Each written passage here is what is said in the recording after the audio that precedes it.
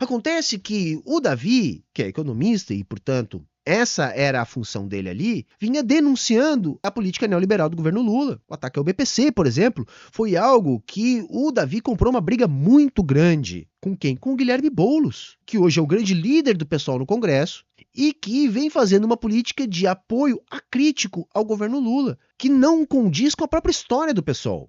Portanto, o Davi Decache sequer teve uma postura estranha à postura do próprio PSOL. Mas o Boulos pediu a cabeça dele, dizem as más línguas, porque o Haddad pediu. Não sei se é verdade.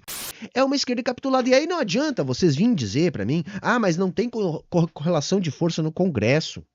Como é que nós vamos lutar com um Congresso desse? Galera, não tem como mudar um Congresso desse com esse tipo de política. Ao contrário, pensa você aí. Na sua região, certamente tem lideranças de esquerda que são possíveis novos candidatos, que tem que fazer um discurso de esquerda, mobilizar uma base eleitoral de esquerda, enfim. Nós temos que ampliar o número de mandatos parlamentares da esquerda. Mas como é que nós vamos fazer isso se quem está na esquerda institucional, capitaneada pelo PT, não pode comunicar com sua base eleitoral fazendo um discurso de esquerda?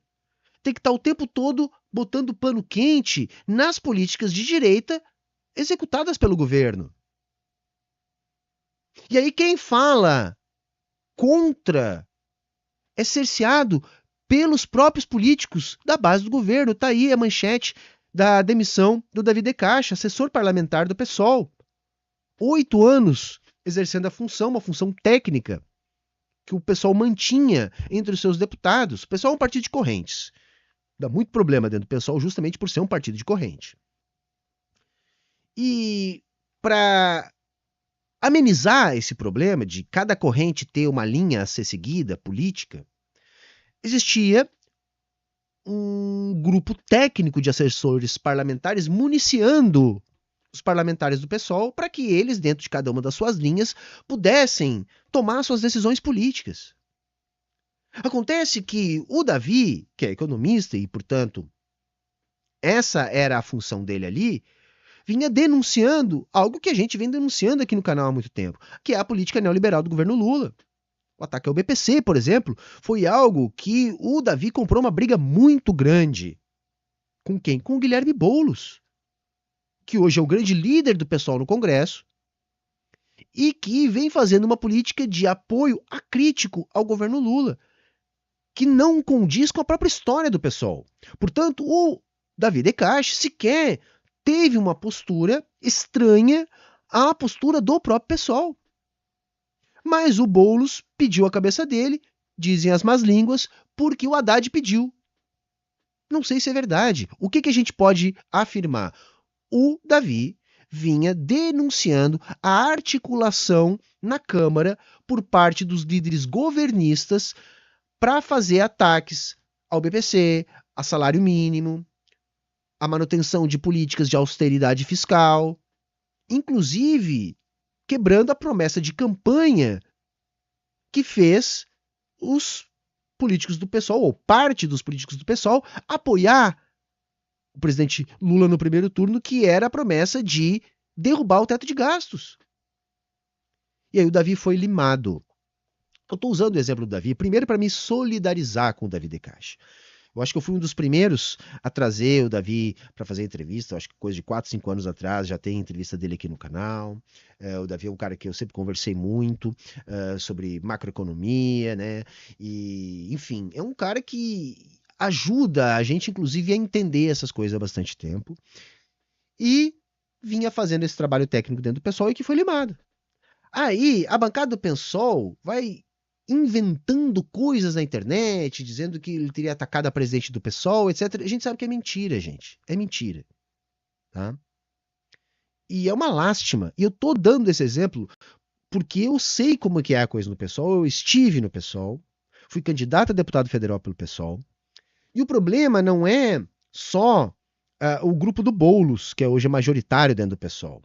Né? Existem problemas em vários grupos.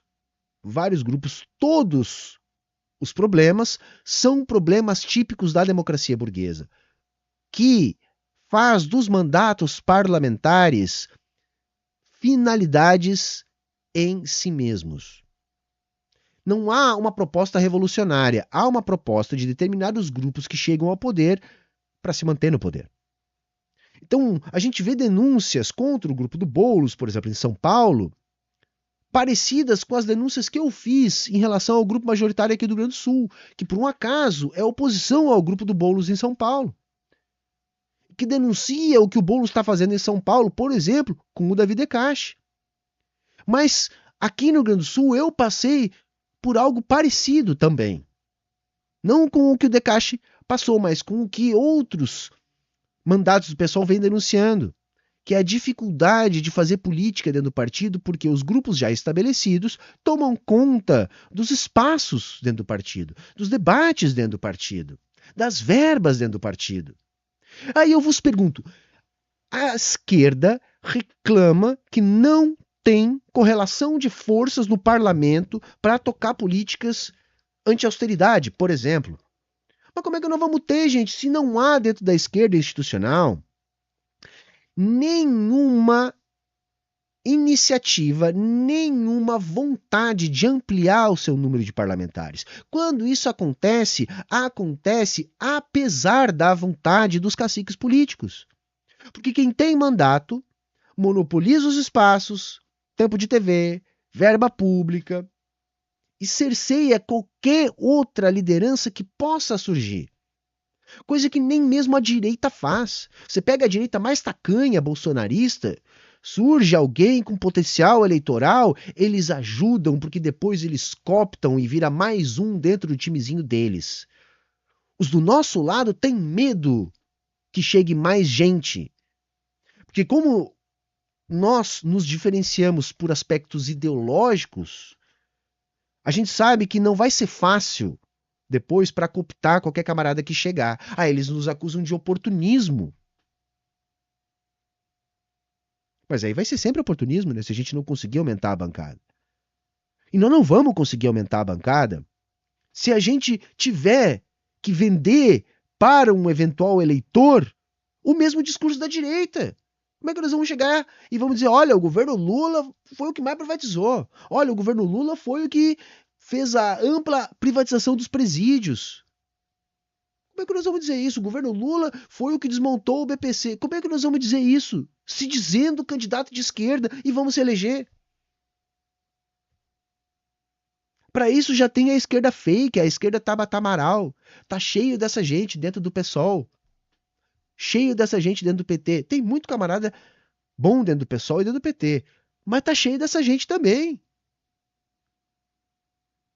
Sabe? E aí não tem como, gente. Não vai ter como. Não tem mais espaço para esse tipo de política.